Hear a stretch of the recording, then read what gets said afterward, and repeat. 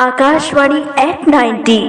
Hello Akashvani. मैं शोभा दास रायगढ़ जिले के ग्राम कोड़पाली से हूँ। मैं बचपन से ही आकाशवाणी सुनते आ रही हूँ। मेरे पापा को रेडियो सुनना बहुत पसंद था। उनके दिन की शुरुआत ही रेडियो से होती थी और उनके साथ साथ मेरी भी। आकाशवाणी ने हमेशा से शिक्षा, प्रौद्योगिकी, कृषि, सिनेमा, बच्चों के प्रोग्राम, सेहत और विभिन्न सभी क्षेत्रों में अपने प्रसारण के द्वारा हमें जागरूक किया है और प्रेरित भी किया है। आज एंड्रॉयड मोबाइल और रील्स के दौर में भी सुकून तो सिर्फ फरमाइशी गीत में ही मिलता है।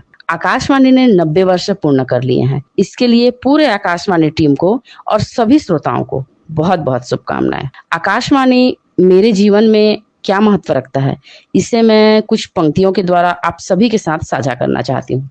बचपन की शरारत में तेरी ही आहट थी, किशोरावस्था की सीख में तेरा मार्गदर्शन था, युवावस्था की कठिनाइयों में तेरा सहारा है और आगे प्रौढ़ावस्था को सरल करने में भी तेरा साथ हमेशा बना रहे।